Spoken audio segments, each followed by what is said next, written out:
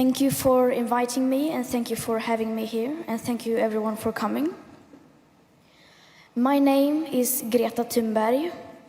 I am a climate activist from Sweden, and for the last 9 months I have been school striking for the climate every Friday in front of the Swedish Parliament. We need to change the way we treat the climate crisis. We need to change the way we speak about the climate crisis. And we need to call it what it is, an emergency. I am certain that most of us in here today are generally aware of the situation. But my number one experience during these last 9 months is that people in general have no clue. Many of us know something is wrong, that the planet is warming because of increased greenhouse gases, but we don't know the exact consequences of that. The vast majority know much less than we think, and this should be no surprise. We have never been shown the graphs which show how much the CO2 emissions need to be reduced for us to stay below the 1.5 degree limit. We have never been told the meaning of the aspect of equity in the Paris Agreement and why it's so important. We have never been taught about feedback loops or tipping points or what a runaway greenhouse effect is. Most of us don't know almost any of the basic facts. Because how could we? We have not been told. Or more importantly, we have never been told by the right people. We are Homo sapiens sapiens, of the family Hominidae, of the order Primates, of the class Mammalia, of the kingdom Animalia. We are a part of nature. We are social animals. We are naturally drawn to our leaders. During the last months, millions of children have been school striking for the climate, gaining lots of attention for the climate crisis. But we children are not leaders, nor are the scientists, unfortunately. But many of you here today are. Presidents, celebrities, politicians, CEOs, and journalists. People listen to you. They are influenced by you. And therefore you have an enormous responsibility. And let's be honest, this is a responsibility that most of you have failed to take. You cannot rely on people reading between the lines or searching the information themselves.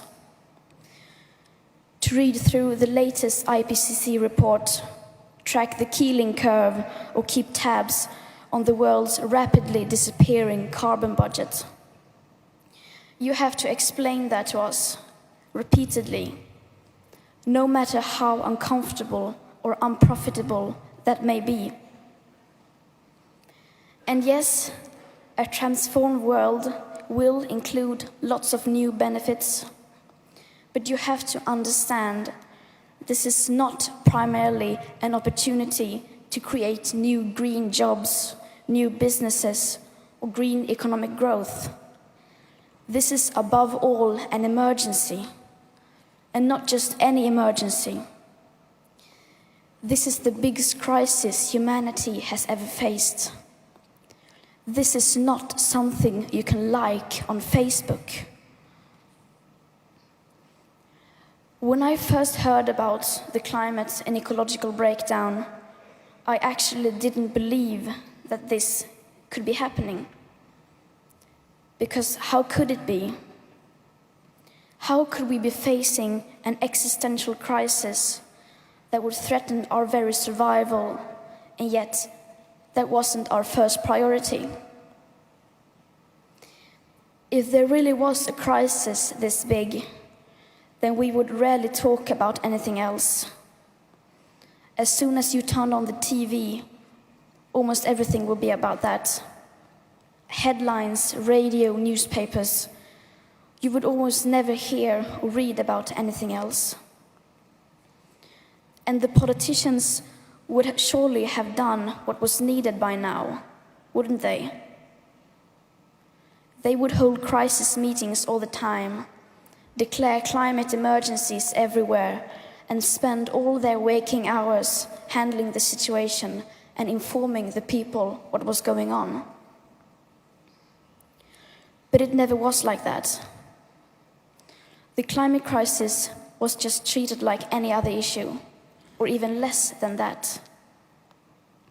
Every time you heard a politician speak about this, they never talked with urgency. According to them, there were always countless of new technologies and simple solutions that, when put in place, would solve everything. Politicians 1 second say, climate change is very important, it is the most important topic, and we are going to do everything we can to stop it. And the next second, they want to expand airports, build new coal power plants and motorways, and then they fly off in a private jet to attend a meeting on the other side of the world. That is not how you act in a crisis. And humans are social animals. We can't get away from that fact. And as long as you, the leaders, act like everything is fine and you have things under control, then us people, we won't understand that we are in an emergency. You can't only keep talking about specific isolated solutions to specific isolated problems. We need to see the full picture. If you say that we can solve this crisis just by maybe increasing or lowering some taxes, phasing out coal in 10 or 15 years, putting up solar panels on new building, or manufacturing new, more electrical cars. If you say that, then people will think we can solve this crisis without anyone making a real effort. And that is very dangerous, because specific isolated solutions are no longer enough, and you know this. We now need to change practically everything. We now need a whole new way of thinking. I know you are desperate for hope and solutions, but the biggest source of hope and the easiest solution is right in front of you, and has been all along. And it is us people, and the fact that we don't know. We humans are not stupid. We are not ruining the biosphere and future living conditions for all species because we are evil. We are simply not aware. But once we understand, once we realize the situation, then we act, we change. Humans are very adaptable. So instead of only being obsessed with finding solutions to a problem that most of us do not even know exists, you must also focus on informing us about the actual problem. We must acknowledge that we do not have all the solution now. We must admit that we do not have the situation under control. And we must admit that we are losing this battle. We must stop playing with words and numbers, because we no longer have time for that. And in the words of author Alex Steffen, winning slowly is the same thing as losing when it comes to the climate crisis. The longer we wait, the harder it will be to turn this around. So let's not wait any longer. Let's start acting. For too long, the people in power have gotten away with basically not doing anything to stop the climate and ecological breakdown. They have gotten away with stealing our future and selling it for profit. But we young people are waking up, and we promise we will not let you get away with it anymore. Thank you.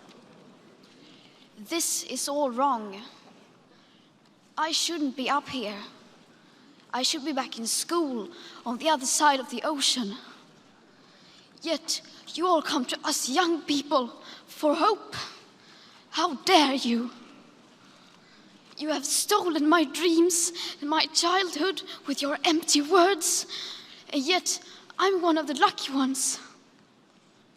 People are suffering, people are dying, entire ecosystems are collapsing. We are in the beginning of a mass extinction, and all you can talk about is money and fairy tales of eternal economic growth. How dare you?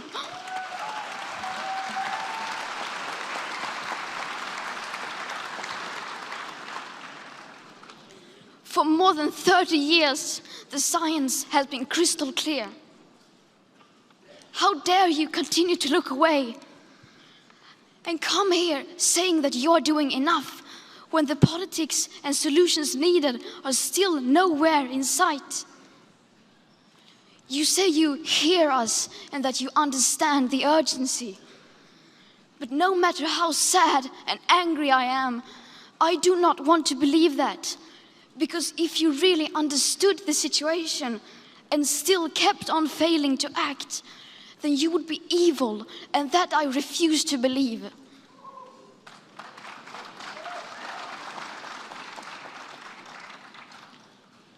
The popular idea of cutting our emissions in half in 10 years only gives us a 50% chance of staying below 1.5 degrees and the risk of setting off irreversible chain reactions beyond human control.